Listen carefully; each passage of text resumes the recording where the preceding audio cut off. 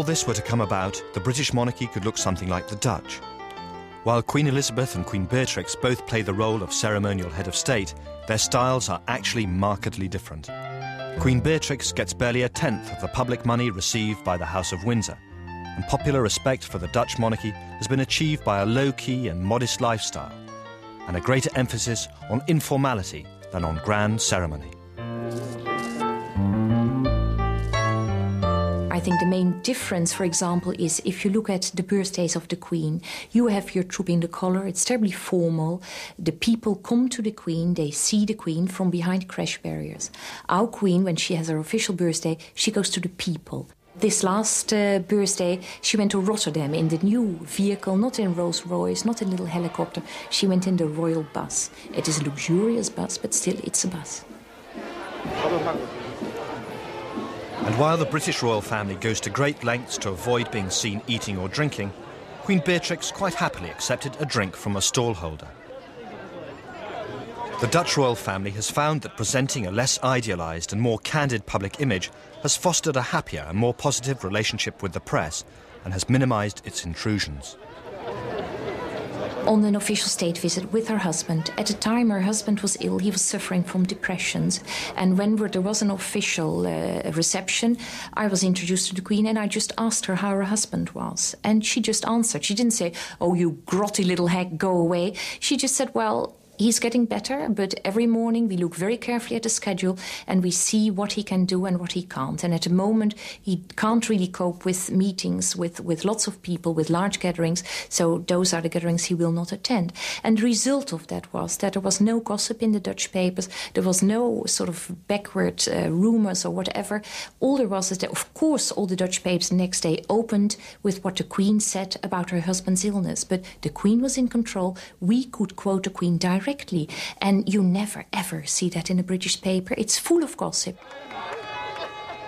But it's unlikely that Prince Charles would take the British monarchy all the way down this informal path, abandoning the trooping of the colour for a low-key European style. I think Prince Charles is aware that the pageantry, the pomp and ceremony of monarchy is absolutely essential to it. It's been there for hundreds of years. He's a great historian. He loves history. He loves tradition. And I can't in a million years imagine he would change any of it. But while Prince Charles may not tamper with the formal and ceremonial traditions of the British monarchy, the palace may decide that putting a greater emphasis on working royals, giving value for money, is the best way to regain public support. The monarchy is seen by the British public as a pretty serious thing. Sometimes more serious than the media, particularly the tabloids, would let you think about it. Just look at the way the public attitudes to Princess Anne have totally turned themselves around over the last decade. 10, 15 years ago, she was among the least popular of the royals. Now she's up at the top of the pops. She's done that by serious attention to Save the Children and other good works, and by not being seen as frivolous, even through her marital difficulties that are now apparently more or less behind her. Hardly ruffled a feather in the country. This transformation into a low-profile, hard-working royal has made Princess Anne the second most popular member of the royal family after the Princess of Wales. Through her support for unglamorous groups like alcoholics and AIDS sufferers, Princess Diana has herself achieved a change of image, from elegant clothes horse to compassionate healer of the sick. Is it representing your dreams? Princess Diana's popularity is remarkably stable.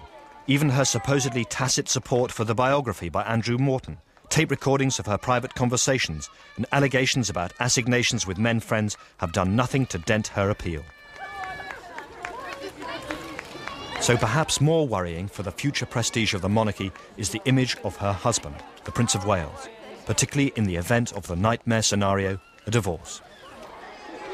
Prince Charles has spent most of his adult life in search of a role. In an attempt to answer the question, "What am I for?" he has become a high-profile campaigner on matters such as housing, architecture, agriculture and the environment.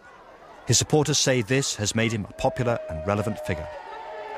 I think the general public admire and respect what Prince Charles is doing, and I think they are delighted that at last there is somebody who is representing their views and saying what they think.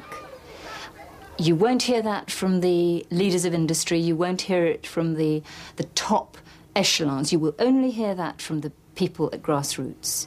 Because the Prince, I believe, has really touched a chord with those people. I think he will be a brilliant king. I think he knows what people need and want. And how he does it, living as he does in this rarefied atmosphere, is quite a feat. But I think that there is a positive campaign to make people believe that he's a pathetic creature and that the monarchy will die with him, that he has no followers in Britain. Other observers are sceptical about the Prince as a credible working royal.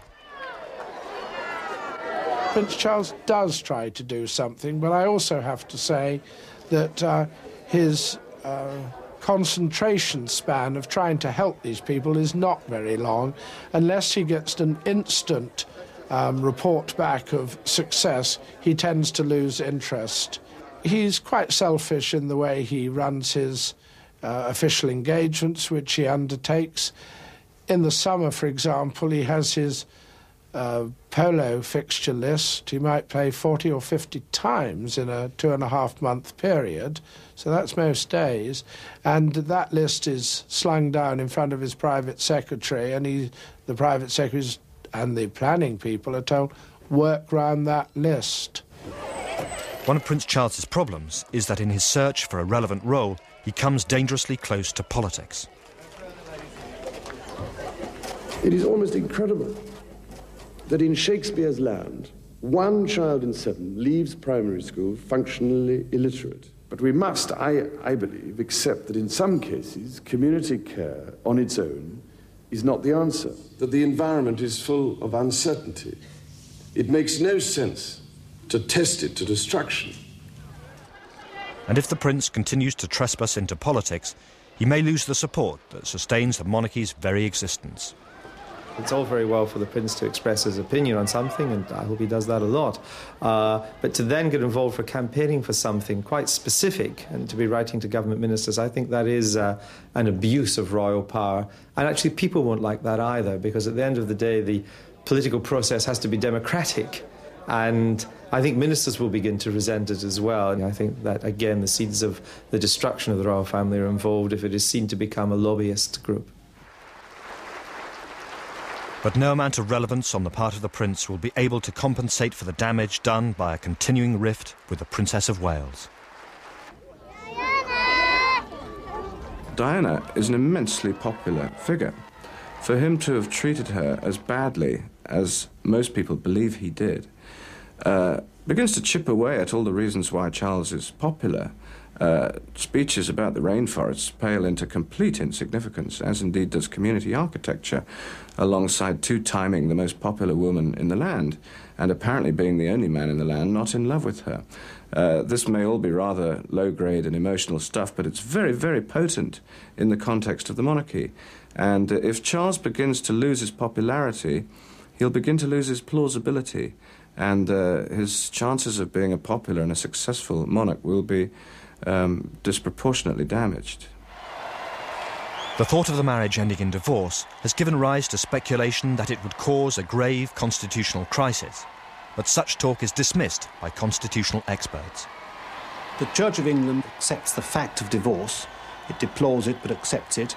There are, however, penalties attached to divorce. The Prince of Wales, as a future head of the established church, would not be able to remarry in church. Other than that, however, there would be no constitutional consequences. On the other hand, one can't deny that the effect on public perceptions of the royal family would be pretty considerable, because it would be the third divorce amongst the Queen's children, and it would be a very serious situation for the royal family. And for that reason, I don't believe a divorce will occur. The spectacular and public end to Britain's royal fairy tale has been a grave humiliation for the House of Windsor. But the change in public attitudes that has resulted may actually be a change for the better. For years, people have lived by various cosy ideas surrounding the monarchy.